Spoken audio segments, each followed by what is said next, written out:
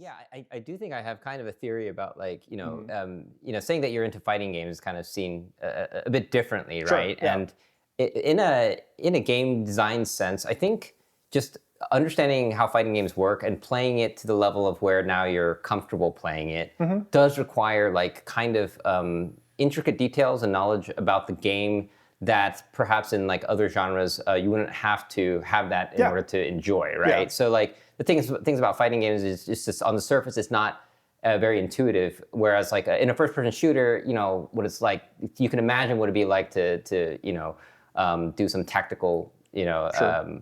missions on a SWAT team or something, Yeah. and you can go around it. And then you have to aim, and then of course a headshot will do more damage than like a leg shot or whatever. And there's a lot of things that are intuitive where you can understand, but you can do that without you can enjoy that without knowing the very specific details of like how the damage works. Of course, the high level players will have that. Yeah. But I feel like with fighting games, like if you are to get to a certain level, you have to like understand, like even understanding the idea of a combo.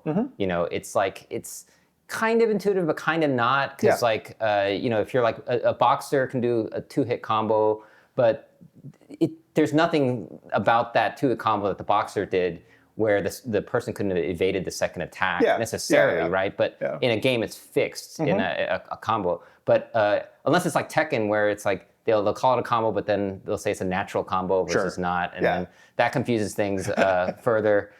Tekken 3D, I guess the example that I would draw is, how, especially as someone who is a lover of video and film, right, as a medium, there's the first action movie you ever watch might be the greatest thing you ever see, right? And you're watching it uncritically. All you see is the stuff that's in front of you happen, and you're like, wow, this was incredible, this was amazing. Then, I don't know, do you remember what the first movie was where you're like, oh, movies can be bad, I don't think I liked that? I don't remember that, but I know a friend who told me that exact line.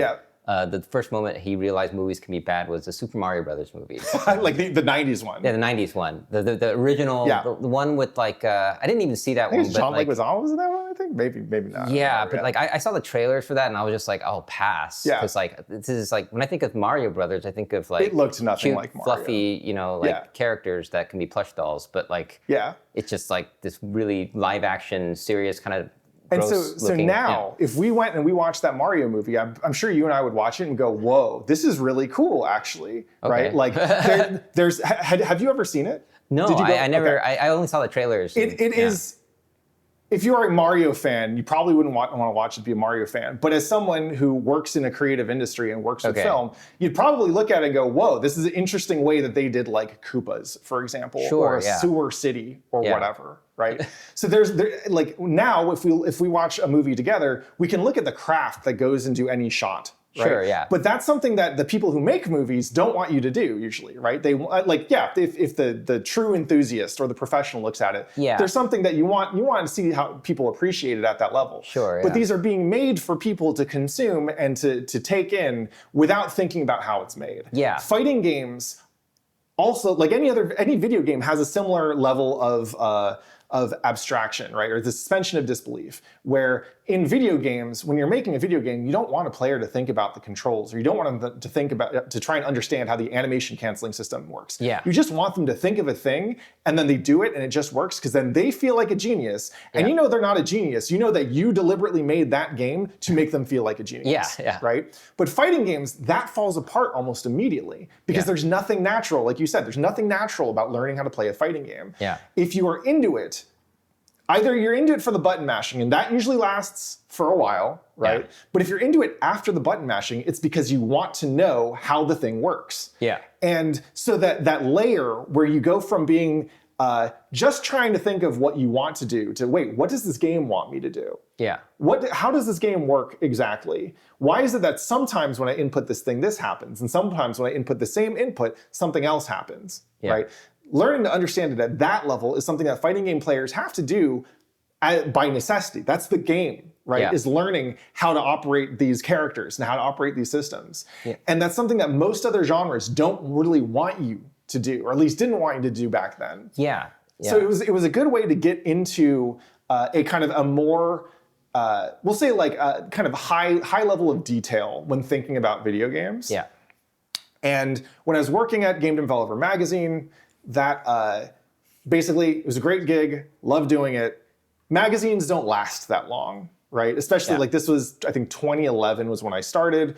The magazine shut down in 2013. There's still a web presence. Actually now Game Developer is back. It's Gama Sutra was the website, now Game Developer is the website, blah, blah, blah, blah. But that magazine's like print is not long for this world, at least back then for publishing. So I had to go find something else to do.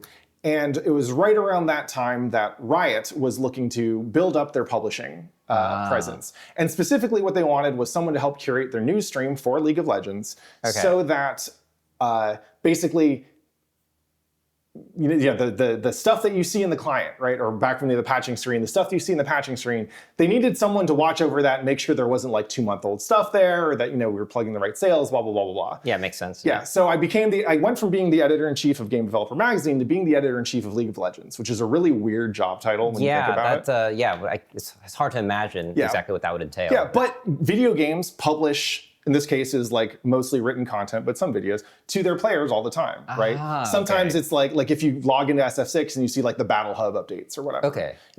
It's someone's job to make sure that that stuff is up to date, that it's showing the right information, blah, blah, blah, blah, blah. That was my job for 2 years. Yeah. And then I see a trailer for a game called Rising Thunder. That is being, the pre-alpha is being shown at EVO, and I was like, oh. So I guess I neglected to mention that as a side gig, I had been working for Shoryuken.com back when they were a thing. Oh, yeah. I was their, I believe I was their features editor for most of the time that I was working for them.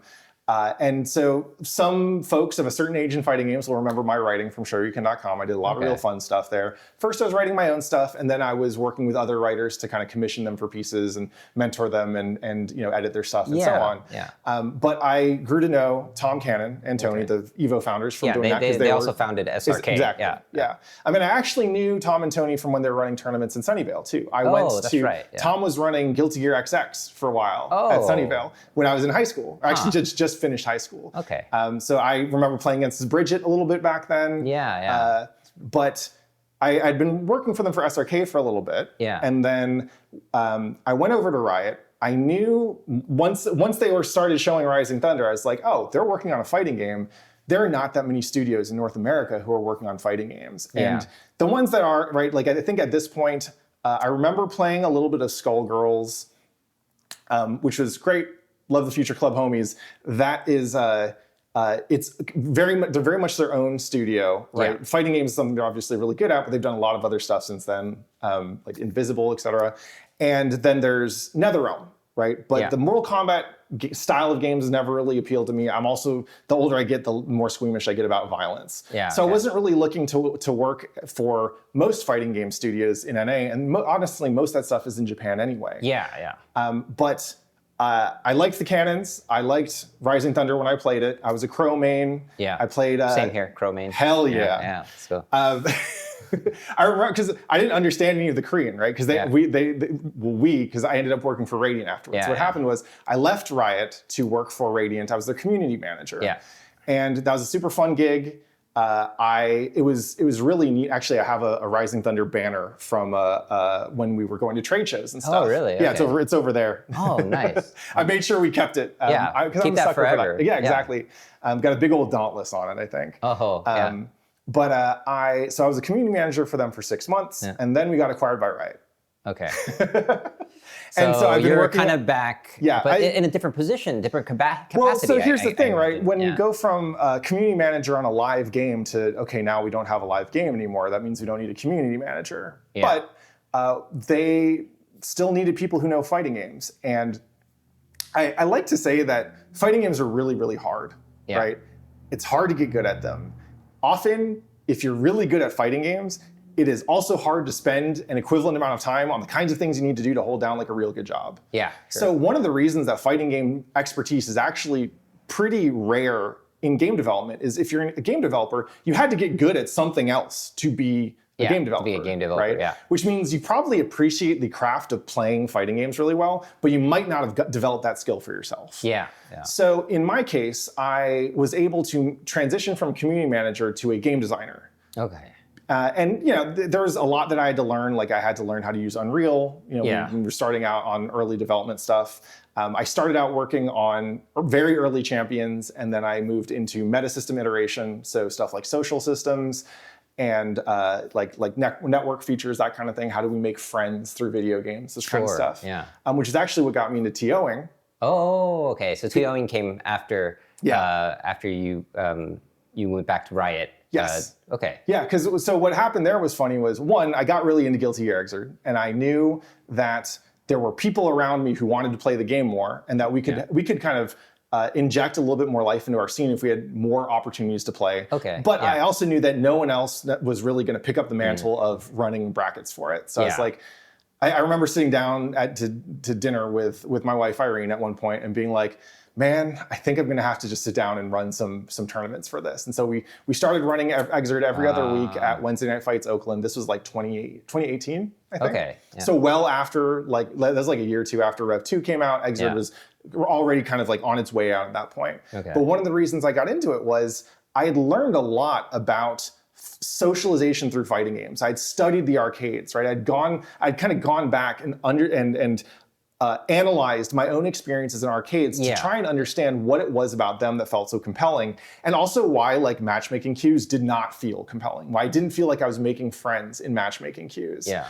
And through studying that and doing some of the kind of early design prototyping that would eventually lead to our lobby system, I decided that I needed to get my hands dirty, right? I needed to actually test some of this stuff out for myself. Yeah. And building software can be really expensive, especially for early prototyping, right? Like, it's you need engineers, you need time, you need play testers, that kind of thing. But I can just tell people to show up and I'm going to run a bracket.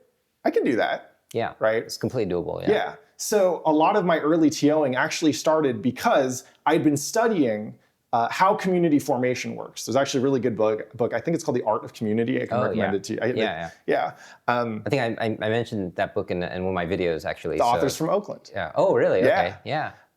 But I read that book to try and understand what kind of features we could develop or what kind of experiences we could make to make online play feel more like the in-person experience, which I loved, which is super formative for me. And in doing so, I realized that I had to try and test some of this out. And that I couldn't test it out at work because the pace of development would be too slow and it'd be expensive. But if I picked it up as a hobby, then I could iterate all I wanted. Yeah. And so a lot of the work that inevitably I won't say inevitable because it wasn't inevitable, but the work that ended up leading to what I will maybe somewhat, let's see, how do I put this? Somewhat selfishly call the revival of Guilty Gear Xrd Rev 2 was I needed a way to test this out. I needed a way to test out some of my theories about skill acquisition, community building, and friendship formation, all these things that I knew were possible through fighting games, but I could not test it out in the standard 9 to 5. Okay. So so building upon these ideas that you've had, you were also able to test them and see what worked and what didn't work with community.